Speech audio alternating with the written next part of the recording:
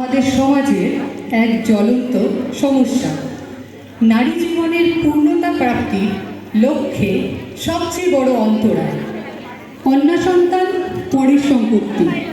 আমাদের সমাজে প্রচলিত এই ধারণাকে আদৌ কোনো দিন ভাঙা যাবে কিনা একটা বড় প্রশ্নচিহ্ন কিছুতেই যেন পিছু ছাড়ছে না।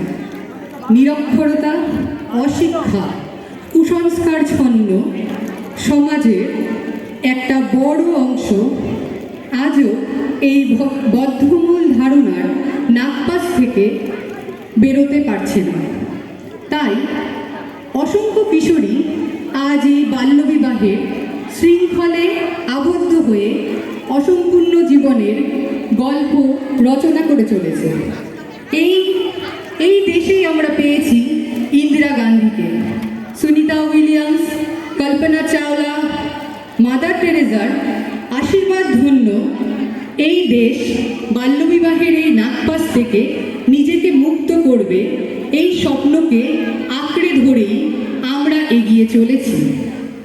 আমাদের স্বপ্ন উদার আকাশের নীলিমায় ইচ্ছে ডানায় ভর করে সাজাবো নিজের ভবিষ্যৎকে।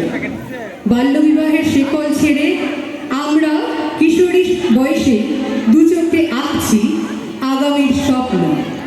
নিজের পায়ে দাঁড়িয়ে আগামী প্রজন্মের কাছে উদাহরণ হিসাবে নিজেকে তুলে ধরব। অনুনয় বিনয় নয়, কন্যাশ্রী আমাদের দিয়েছে প্রতিবাদের ভাষা। আমাদের আগামী দিনের পাথেয় কন্যাশ্রী, আমাদের নিরাপদ আশ্রয়স্থল কন্যাশ্রী। বাল্যবিবাহে প্রতিরোধের ভাষা ছড়িয়ে পড়ুক সমাজের সর্বস্তরের মানুষের কাছে।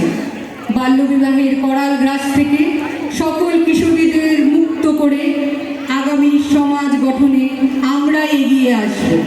বিভিন্ন রূপে, বিভিন্ন সময়ে সমাজের জন্য এই বার্তাকে মূর্তরূপ প্রদানের ক্ষুদ্র প্রয়াসে আমাদের এই পরিবেশনায় আমাদের পূর্ব ভোলাডাবরিস্থিত সুকান্ত উচ্চ বিদ্যালয়ের